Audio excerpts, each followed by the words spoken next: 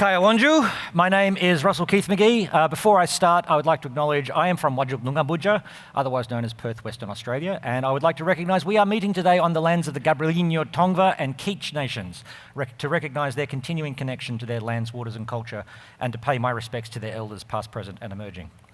But who am I? For those who don't know me, I am a member of the CPython core team and a principal engineer at Anaconda. Anaconda pays for me to attend conferences like this one, to talk to people like you, so thank you for that. And they also pay me to work on Beware. I am the founder of the Beware project. Beware began as a project to allow users to build applications with native cross-platform user interfaces using nothing but Python. Beware is not an Anaconda product or anything like that. It is a fully open source project with independent governance and funding. I just happen to be paid by Anaconda to work on it full time. One of the many problems that Beware has had to solve is how to package up your Python code so that you can give it to somebody else and they can just run it and it just works. And it turns out doing that is really hard. But why is it hard? Well, first off, what type of code is it? Is it a tool you want someone to run, or is it a project where Python is a core part of the deployment story? Not all code is a tool designed to be run by someone else. A good example of this is something like a website. A website will use various tools and libraries, but the website itself isn't executed. It's deployed in a way that will run, but it's not runnable in the same way that a command line tool or a desktop app would run. It won't ever be uploaded to PyPI, for example, or shouldn't be. The same is true of something like a Jupyter notebook. For projects like this, what you need to describe is how to deploy your code, and that's really a function of your deployment environment. Those configuration files will be specific to your circumstances, but a common convention is to specify your Python requirements in a requirements.txt file. But let's say we have built some sort of useful tool. How do we give that tool to someone else? Well, let's do a hypothetical. I have written an artificially complex Python project called answer.py. It asks the user a question, converts the answer to an integer, prints out different output depending upon the value, and then does some error handling if the value the user provided wasn't an integer. It meets the most important design criteria. It works on my machine. Arthur, a random digital watch-wearing ape descendant, has expressed interest in my code. I can send them that code, my answer.py, over email or Discord or Git checkout or whatever. However they get the file, they now have it on their computer. Can Arthur run this file? Well, maybe. It depends. If they've got a Python 3.12 interpreter on their machine, they're fine, they're off to the races. But if they're running Python 3.11 or earlier, they will get a syntax error. The double nested quotes around doesn't in the F string requires Python 3.12. The except star exception group syntax requires at least Python 3.11. The match case statement requires at least Python 3.10. Using F strings at all requires Python 3.6. So, how do you ensure that the end user has the right version of Python? Well, there are limits to what you can do to prevent the problem, but there are ways to flag the constraints that exist. One option is to treat it as a documentation problem. When you send your file to Arthur, tell them that they need at least Python 3.12, or put a comment at the top of the file that describes the script requirements. However, even better than informal documentation is formal metadata, and that's what PEP 723 provides. PEP 723, inline script metadata, provides a way to formally specify the basic requirements of your script, including the minimum Python version that is required to run it.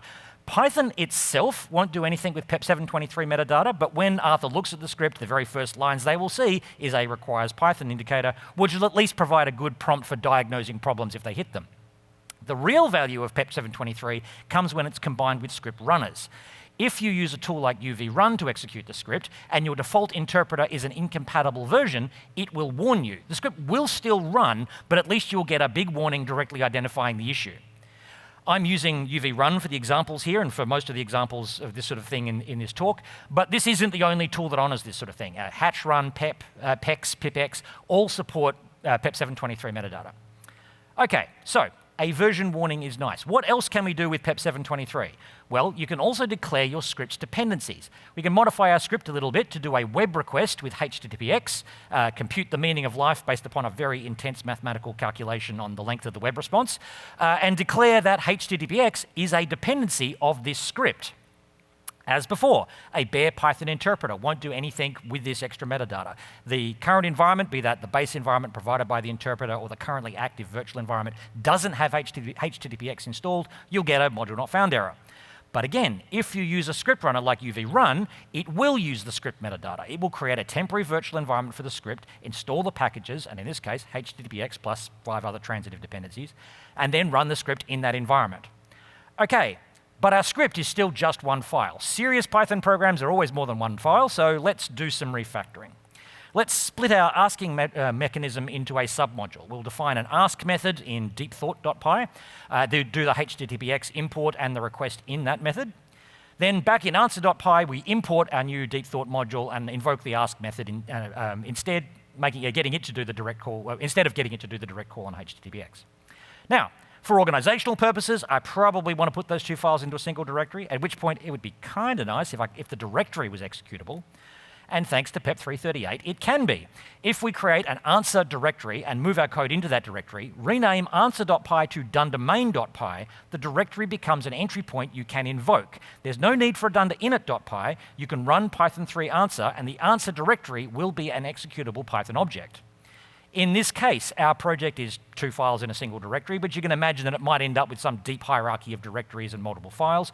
If I'm sharing this code with Arthur and I'm not using something like a Git repository, I'm probably going to do something like create a zip archive with everything in that answer folder and all the files that are needed. So it might be nice if I could just run that zip file. And you can. PEP 441 allows you to define a zip file, and as long as that zip file contains a dundermain.py, you can run the zip file directly. It's called a zip app, and generally uses the extension PYZ, but that's not actually required. Any zip file will do. So, if we package up the contents of our answer folder into a zip file, I can then run Python 3 answer.pyz, and the code will run. And answer.pyz can contain as much code as it needs to. Now, unfortunately, there is no way to include PEP 723 metadata in a way that a PEP 338 executable module or a PEP 441 zip app will acknowledge that metadata through a tool like UV-run. That said, I'm not aware of any good reason that is the case, other than it's a blind spot at the intersection of those PEPs. So, maybe you're looking for something to work on. There's a thought. In the meantime, if we want a robust way to share our folder of code, we need to take a different approach. If we do have a folder full of code, well, we've kind of got a project, so why not embrace that and define metadata at the project level? PEP 621 defines the use of a project section in pyproject.toml, where you can define project-level metadata. PEP 621 has two keys that are required, name and version, so we can give our new project a name of the answer and an initial version number. But there are also some PEP 621 keys that will be familiar, requires Python and dependencies, the same ones we used in our PEP 723 metadata. That's because PEP 723 was based on the project-level metadata specification from PEP 621. So, if we add a pyproject.toml to the directory that contains our answer folder, we can populate the project section of pyproject.toml with a name, version, our Python requirement, and our dependencies, and Python now has enough detail to run our project. We do have to manually create a virtual environment, activate that virtual environment, install the current directory, but pip will then read your pyproject.toml, install the dependencies, or allow you to install the dependencies, and allow you to run Python answer. And if we try to run pip install with a version of Python older than 3.12, we will get an error. And we've specified the required Python version, and pip will refuse to handle the pyproject.toml if it's not compliant. Using UV simplifies that process even further. UV-run will identify that it is running in a folder hierarchy that contains a pyproject.toml. So running UV-run answer the first time will create a virtual environment, install the declared dependencies, and run the code. Running it a second time just activates the virtual environment that was just created. Okay, but this all still requires Arthur to clone a Git repository or for us to send them a zip file that they can unpack. Can we package up our tool without those steps? Yes, we can, but first we need to do a little bit more refactoring. Let's add a proper mainline to our app. We'll wrap all the logic in a start method, adding the if name equals dundermain check to invoke that method. We modify the import of the deepthought module to be from a local module, and now we do need a dunderinit.py because that turns answer into a full Python module with a clean mainline. Why do all that refactoring? So that the answer becomes an importable module, which allows us to define an entry point. PEP 621 provides for the definition of entry points, ways to invoke your package from the command line. In this case, we only have one, the start method, so we tell our code that in the answer.dundermain module, there is a function called start, and that entry point should be called the answer. The colon is what's separating the function name from the module that the function is in. Then, when I install the package, pip will create an executable shim so that I can invoke the answer as if it was an installed system command without referencing the Python interpreter at all. That command will only be available while my virtual environment is active, and it will imply the use of the Python interpreter that is being used by that environment.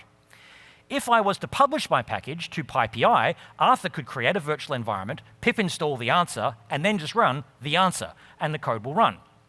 I've described that entry point as a script here. There is also an option to define GUI scripts if your project will display a GUI. This mostly matters on Windows where there's a separate interpreter that won't create a console when a GUI app starts. Once that package is on PyPI, the package runner tools can then exploit that. UVX will accept any package name from PyPI and will manage the process of creating a virtual environment, installing that tool, and executing the entry point. As long as the package defines an entry point that matches the name of your package, that's all you need to do. If your project has multiple entry points, you give the name of the package and then the name of the entry point. Again, UVX isn't the only tool that can do this. pipx is another option. Check your documentation for details. All right, but all this assumes that we have a tool-style project and it does have an entry point. There's another key assumption that I've been making. Does Arthur actually have Python installed in the first place? Python is an interpreted language, which means you need a Python interpreter. But Python isn't installed by default on any operating system. On Windows, running Python at a command prompt will trigger an install from the Microsoft App Store. macOS used to provide Python 2 by default. Python 3 was included in the Xcode tools, but not anymore. These days, if you have Python on macOS, you have installed it yourself, somehow.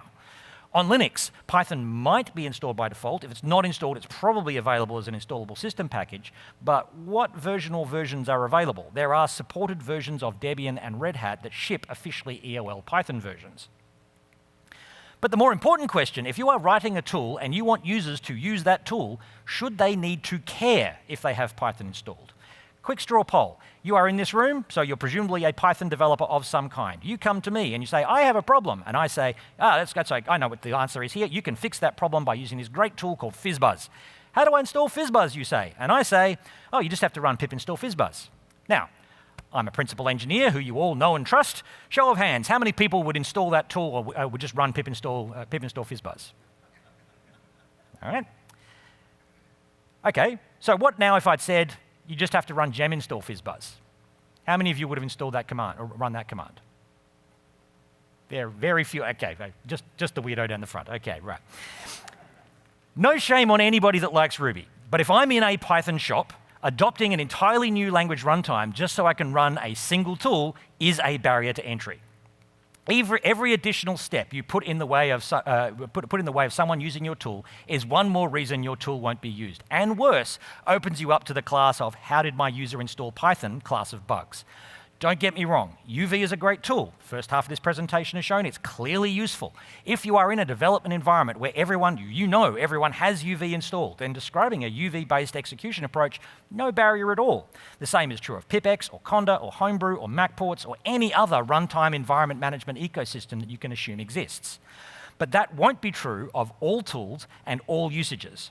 Unless you are directly and exclusively targeting Python developers specifically, or you have some other background knowledge about your user base, you cannot assume anything about their computing environment that wasn't put there by the operating system or when the operating system was installed. Just install UV or just install Conda in the Getting Started guide is not a fix for this. And even then, it's not a safe assumption that users will understand the trade-offs. If you are producing a tool that requires a Python runtime to operate, and your instructions start with just install UV, users who are enthused or interested enough to use your tool, but not knowledgeable enough to understand that UV isn't necessarily a required part of that process, some of them are going to install UV over the top of their Conda-managed Python environment, and their laptop will end up like an XKCD 1987 Superfund site. Do you want XKCD 1987? Because that's how you get XKCD 1987. And that's even assuming they can install UV or Conda or even Python. Not all users will have the admin privileges needed to install a new system-level runtime environment because of corporate IT policies or the like. This is one of the reasons why Rust and Go have been so successful in the utility tool space. Rust and Go both share a very important property. The artifact of a Rust or Go project is a single, statically linked binary executable. There's no dependencies, no runtime environment, just a single executable file you can download and run. That is a really useful tool for a property for a tool to have. So clearly what we need are single file Python executables. Well, yes, this is possible. There are several tools that can help out here. PyInstaller has been around for a while. It supports macOS, Windows, and Linux. PyOxidizer is a similar tool in that sort of space, although the current maintenance status of PyOxidizer is slightly in limbo. Py2exe, as the name suggests, does the same thing but only works on Windows. These tools all have their own configuration processes, their own quirks and edge cases they need to be aware of. They all warrant complete talks unto themselves. In very broad terms, they take a similar approach. They inspect and or take configuration options that allow collating all of the Python code that is required, putting it into a single redistributable artifact, and then bundling it into an executable unit. Then at runtime, they either use an import lib hack to read the Python code from where it's embedded in the executable file, or they dynamically unpack the Python code at runtime into a temporary folder so that it can be executed. For a lot of code, this single file approach will just work. However, it can be fragile. For example, if you have code that references dunder file, how does that resolve if the file being referenced is embedded inside another file? Dunder file is allowed to be none, but there's a lot of Python code that hasn't been tested with that use case in mind. And those are usually, objectively, bugs and usually fixable bugs. But how much do you want to be responsible for fixing the entire Python ecosystem that's associated with your tool? Single file bundling tools also need to know what to include in the bundle. So how do they do that? They can do it by literally reading the code and interpreting import statements, but what if your code uses import lib to dynamically load a module? How is a bundling tool meant to work out what is actually required at runtime? What if your code imports a binary module? Does a binary module need to be linked into your wrapper executable in order to be loadable? What if your code uses something like C-types to dynamically load a binary library? Again, these are often resolvable problems, but they are most definitely complications. GUI toolkits are a particular nexus of these problems because getting toolkits to work sometimes requires some very eclectic handling. Ask me how I know. PyInstaller has actually explicitly built-in handling when it discovers some popular GUI toolkits, and PyOxidizer documents that some GUI toolkits, like Qt, are essentially incompatible with PyOxidizer. And then sometimes there's actually platform limitations that prevent you from distributing your app as a single executable file. If you are producing a GUI application, some platforms, macOS, require entitlement files and manifest files to describe the system resources that your app will use. So, what about solutions that produce a single redistributable artifact, not just a single executable? On macOS, a .app file, the thing you double-click on in the Launchpad to start a GUI app, is actually a directory with a known structure that it presents to the user in Finder as a single file. But if you open up a terminal, you can cd into the .app directory and see all the juicy goodness inside. But that also plays into the strength of a Python distribution. You still need an executable entry point, but that executable can essentially be just a Python interpreter configured to point at a specific site package directory, which is also inside the .app bundle. So from the perspective of the user, they get a single .app bundle, but functionally it's a directory of code the way they expect what we expect Python to run. Py2app is a tool that will generate one of those for you. However, that's obviously macOS specific, so you'll need a different option for other platforms. Windows doesn't really have a real analog for this. The closest you'll get is a zip file full of Python code, and functionally that can work, but users who download the zip will find the executable has been tagged with the mark of the web, so they'll get warnings about the app being potentially unsafe, and Windows will refuse to run it. Though users who have downloaded that zip file can fix that manually, but some users won't know how to because it is a little bit esoteric. Linux has multiple options in this space. The obvious answer is a system package, but you need different system packages for every distribution and every version of every distribution. Flatpak is the most prominent cross-distro option. It produces a single installable artifact and comes with a whole App Store distribution mechanism called FlatHub. A Flatpak is kind of like a Docker container. Each individual app has its own isolated sandbox. When it works, it's great. When it doesn't, it is inscrutable. Flatpak essentially has the support of every Linux distribution except Ubuntu, because Ubuntu wants you to use Snap, which is Ubuntu's version of Flatpak. There are ways to get Flatpaks to run on Ubuntu, but they are deliberately not installed by default for reasons. AppImage is another option. AppImage doesn't have the explicit support of any vendor. I wouldn't personally recommend it. Your mileage may vary. At the end of the day, though, each of these solutions has their own configurations, their own execution options. So if you're looking to support Windows, macOS, and Linux, you're looking at least 3 different tools, probably more depending upon how many Linux distros you want to support. Which is where Briefcase comes in. Briefcase is a tool for packaging Python applications as distributable artifacts. It takes your Python code, wraps it up as a standalone unit that can be given to an end user with no Python experience so that they can install it on their device of choice without ever knowing that they're running Python code. Briefcase is part of the Beware suite of tools, and while it obviously pairs well with Toga, which is Beware's GUI toolkit, Briefcase is not Beware or Toga specific. You can use Briefcase to deploy a Pygame app if you wanted to. And it's not specific to GUI apps. It supports packaging command line apps as well. On Windows, it'll produce an MSI installer or a zip bundle. The MSI installers can be configured for per user and system-wide installs. On macOS, it'll produce a .app bundle or a DMG disk image that contains an app bundle, or a PKG installer that will install an app bundle. On Linux, it'll produce RPM, Deb, or Arch PKG files. It'll produce Flatpaks, and it can produce app images. And it supports producing both iOS and Android bundles suitable for submission to the iOS App Store and the Google Play Store. Briefcase can't magically make Pygame work on Android, but to the extent that a GUI library supports a platform, Briefcase can generally support targeting that platform and deploying to that platform. Briefcase is a package on PyPI, so it is pip installable. It also declares an entry point, so it is compatible with UVX and pipx. It's configured with your project's pyproject.toml file. It will honor a bunch of PEP 621 settings, but it also has a tool.briefcase sections for configurations that are platform specific. If you are starting a new project from scratch, you can run Briefcase new to bootstrap a full pyproject.toml configuration and stub source directory for your application. Or if you have an existing project with a pyproject.toml, you can run Briefcase convert to add a stub tool.briefcase configuration to your project. Both of those commands will manage the full process of building and packaging a complete project. However, if you've got your own build process and you just want Briefcase to create or manage the process of creating installable artifacts, you configure what's called an external project, give Briefcase the path to the folder of content in ready to install form, the path inside that folder where the binary can be located, and Briefcase will treat that folder as an installable artifact and build an installer for it.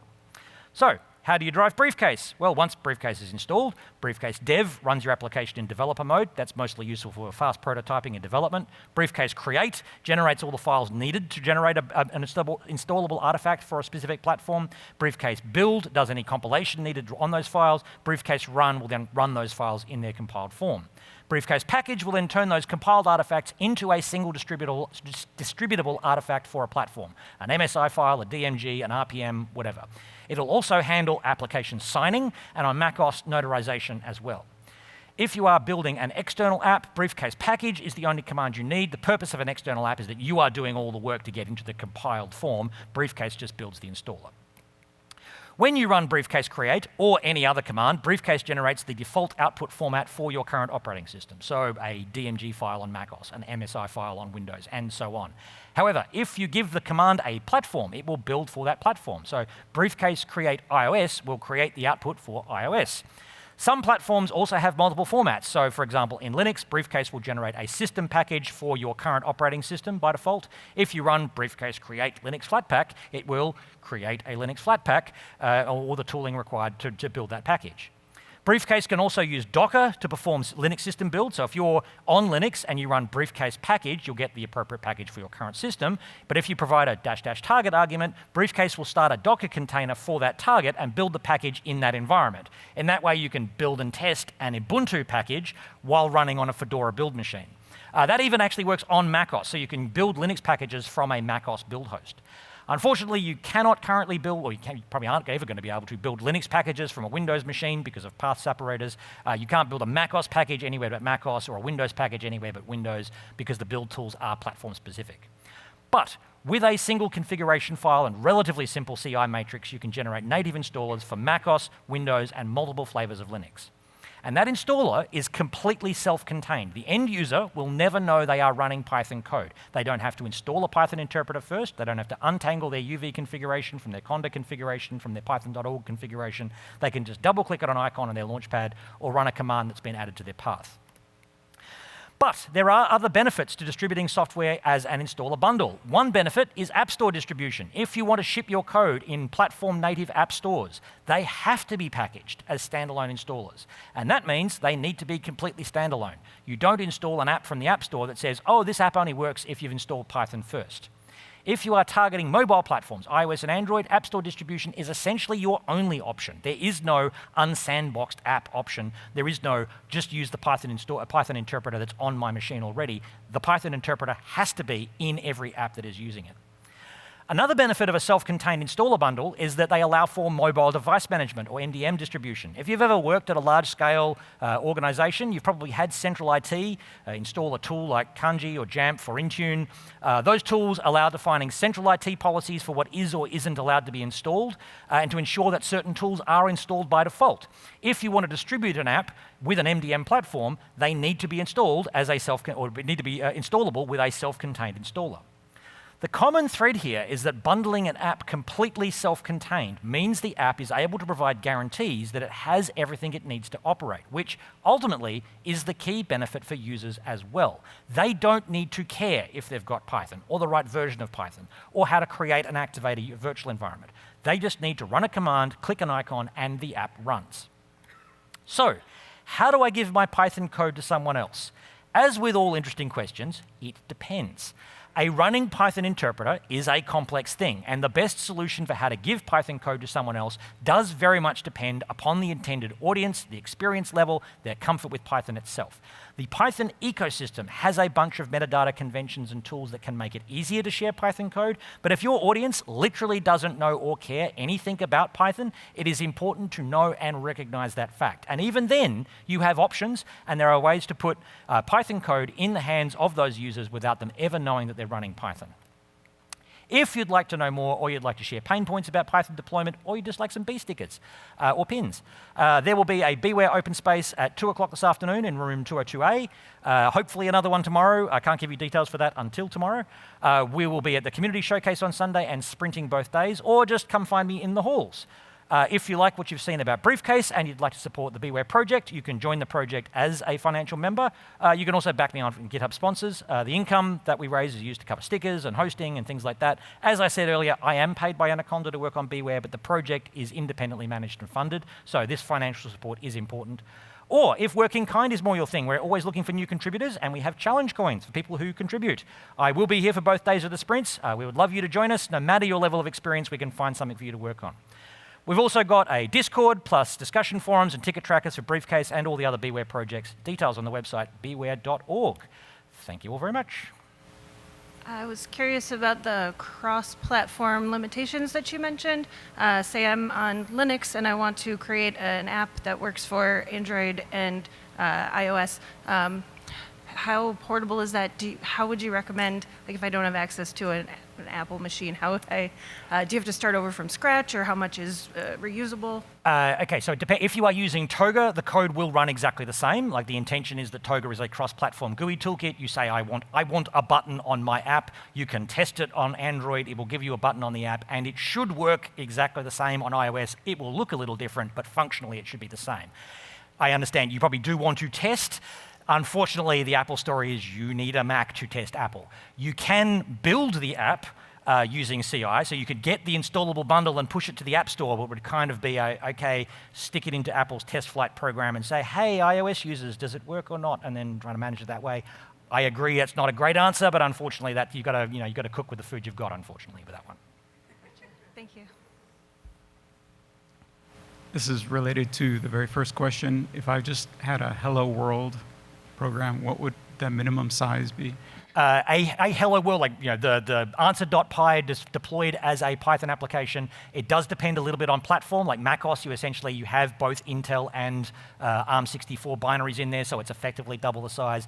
A Windows one, I think it shakes down to about 15 or 16 megabytes for a bare Hello World, and then anything else you're adding on top of that. You can strip it down with a bit of work down to about 7 or 8 megabytes, I think. It's about the smallest I've seen. So, but that is essentially libPython is the thing at that point. You've got to have libPython needs to exist, because otherwise you don't have a Python interpreter, and then you can strip out a lot of the extras. Thank you. Oh yeah, my name is Taiwo, and I have a question. So if you're in an organization where executables are kind of blocked, I mean, you as a compiler, as a developer, you could run the executables on your PC. However, when you ship it out, others who don't have that security permission could not run the executable on their PC. Would the brief package kind of solve that?